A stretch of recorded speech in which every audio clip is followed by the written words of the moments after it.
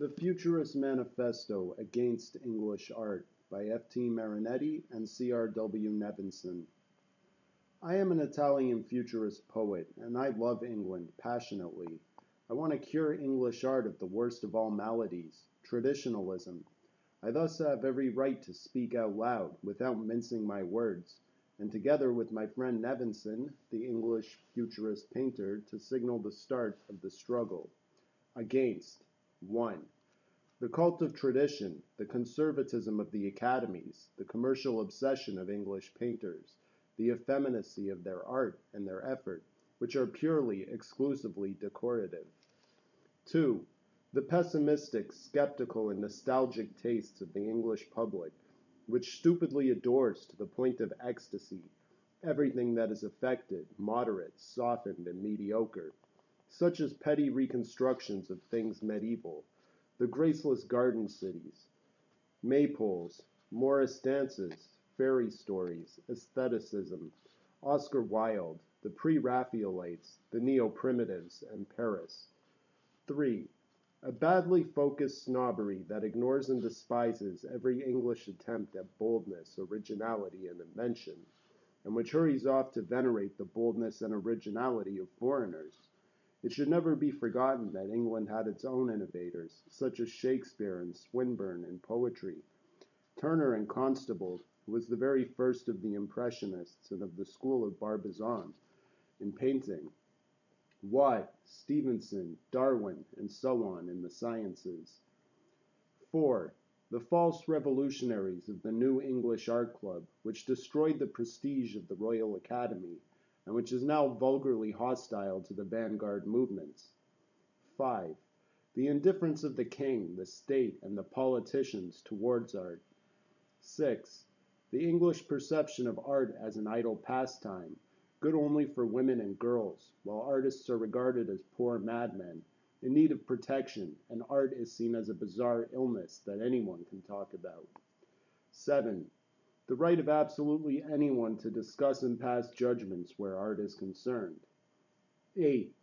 The grotesque, outmoded ideal of the drunken genius who is dirty, unkempt, and classless, given to much drinking, which is synonymous with art, and Chelsea, seen as the Montmartre of London, the sub-Rossettis, with long hair beneath their sombreros, and other kinds of traditionalist rubbish.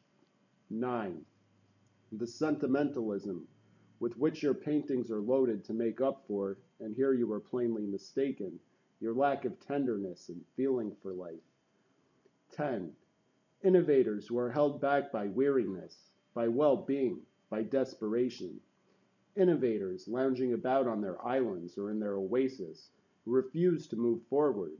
Innovators who declare, "Oh yes, we desire what is new, but not what you call new." The tired old innovators who say, "We admire and follow the post-impressionists, but we mustn't venture beyond a certain desirable naivety." Gauguin, etc. These innovators demonstrate not only that they have stopped dead in their tracks, but that they have never understood how art evolves. If in painting and sculpture naivety, with its deformations and archaisms, has been the goal at all costs, what has been because of the need to break violently free from the academic and the pretty, prior to advancing toward the plastic dynamism of futurist painting. 11. The mania for immortality. The masterpiece must die with its author. Immortality, so far as art is concerned, is infamy. With their power of construction and their immortality, our forebears in Italian art have enclosed us in a prison of timidity, imitation, and subjugation. They are always with us on their high-backed chairs, these venerable grandfathers of ours, telling us what to do. Their marble brows weigh heavily in the anguish of our youth. Avoid motor cars, my children. Wrap up warm. Avoid drafts. Be careful of the lightning. 12. Enough, enough. Long live the motor car. Hooray for the drafts. Hooray for the lightning. We desire 1. A strong English art, virile and unsentimentalized. 2. That English artists strengthen their art through a regenerative optimism, with a courageous desire for adventure and a heroic instinct for exploration, with a cult of strength and with moral and physical courage, the strong virtues of the English race. 3. That sport be considered as an essential element in art. 4. To create a great futurist avant-garde, which is the only thing that can save English art, threatened with death as it is through the traditional conservatism of the academies and the habitual indifference of the public. It will prove a heady alcohol and a relentless goad for creative genius, and maintain a constant preoccupation with keeping the furnaces of invention and art aflame, thereby avoiding the laborious task and expense of clearing the blockages of slag and of continually relighting them. England, a country that is rich and powerful, will have to uphold, defend, and glorify absolutely its artistic, most revolutionary, and most advanced avant-gardes if it wishes to save its art from certain death. This manifesto was published in both Italian and English in Lacerba, July 15, 1914. A French edition entitled Contre l'art anglais, Manifeste Futuriste, appeared as a broadsheet dated Londres, 11 June 1914. The English translation, entitled Vital English Art, and first published in The Observer on June 7, 1914, was obviously by Christopher Nevinson.